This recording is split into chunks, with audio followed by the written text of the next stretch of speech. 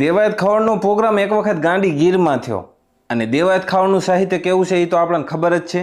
એટલે કરી જમાવટ હો કે કરે કુંભાથળ કેહરી અને ભુજબળ પંજા ઘા પણ ડેટકા માથે દા એ તો ખેલે નહીં હાવ જ ખીમરા.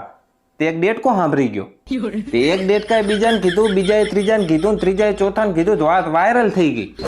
તે આખા ડેટકા સમાજ ભેગો થયો કે આ તો આપણા ડેટકાઓનું અપમાન કહેવાય ને દેવાયત ખાવડને માફી માંગવી પડશે ને કરો આંદોલન. તે કર્યું આંદોલન.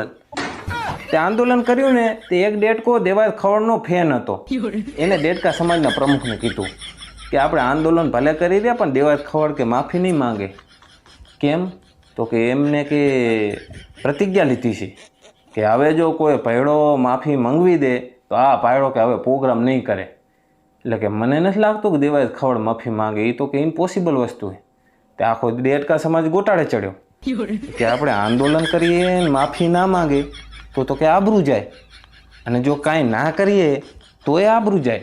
કેમ કે આજ તો કે આ લોક સાહિત્યકાર બોલ્યા છે, કાલ કોક હાસ્ય કલાકાર બોલે, આપણા ઉપર જોક્સ બનાવે, પરમદી ઇન્સ્ટાગ્રામમાં બધા રીલું બનાવે, તો આપણી આબરૂનું શું? તે આ વાતની ખબર એક દીપડાને પડી. તે દીપડાએ ડેટકા સમાજના પ્રમુખ હારે મિટિંગ કરી. એ કે જો હાવ જ અત્યારે આપણા જંગલનો સરપંચ છે અને દેવાયત ખાવડ તો કે માફી માંગે એવું લાગતું નથી, અને મારી કે ગણતરી છે આવતી ચૂંટણીમાં ફોર્મ ભરવાની, અને તમારી તો કે સમાજ સેવા આહા હા હા. જો કે હું કે સરપંચ બનું ને તો કે મારે તમને જ ઉપસરપંચ બનાવવા છે. પણ કે આ ડેટકા સમાજનું જબર અપમાન થયું. તમે એક કામ કરો, હાવજ કને કે માફી મંગાવો. કે હાવજ માફી માંગે? અરે કે કેમ ના માંગે? તમે કે વોટ નથી દેતા? કે હોય તો કે વોટ જોતો હોય તો આખું તો માફી માંગે, અને કે જેવી કે હાવજ માફી માંગે ને તમારો તો કે વટ પડી જાય. પછી તમારે દેવાયત ખાવડને કહેવાનું કે શું કહેતા હતા કે ડેટકા ઉપર દા ખાયેલે ને હાવજ ખીમરા. આમ જો આ ડેટકા સમાજે હાવજને માફી મંગાવી.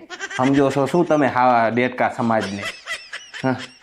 ડેટકા સમાજ કે હા સાચી વાત છે, હાવજને માફી મંગાવો, કરો આંદોલન. તે આખો ડેટકા સમાજ આંદોલન ઉપર ઉતરી ગયો.